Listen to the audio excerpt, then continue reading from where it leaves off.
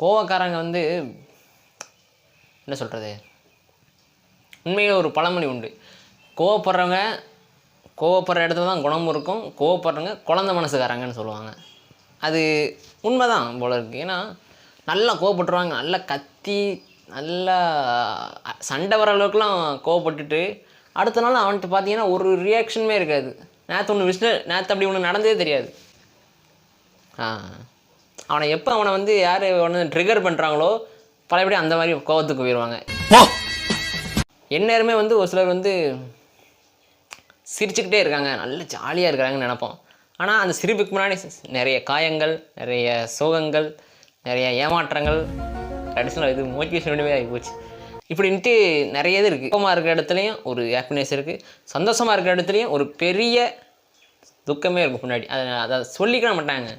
இப்போ தனக்கு வந்து இப்போ எனக்கு ஒரு கஷ்டம், நான் கொஞ்சம் டவுனாக இருக்கேன், எனக்கு வந்து பேச யாருமே இல்லை, இந்த பேசுகிறேன்ல, இப்போ நான் இதுலேருந்து பேசுகிறேன்னா என்னோடய ரியல் லைஃப்பில் பார்த்த ஒரு சில விஷயங்கள் தான் நான் பேசுகிறேன்.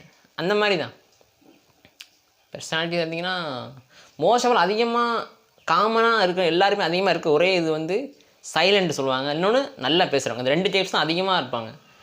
சைலண்டாக இருப்பாங்கன்னா என்ன மாதிரி ஒரு கேட்டகரின்னு சொல்லிக்கலாம்.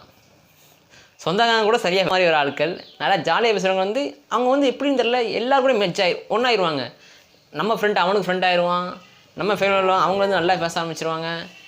நமக்கு வராது அவனுக்கு மட்டும் கிடைக்கும். அது பொறாமன்னு இல்லை, அது அவங்க குணமே அப்படி தான். அது ஓகே, அது அவன் பிறந்து வளர்ந்த இடம், அவனை சுற்றி இருக்கிறவங்க,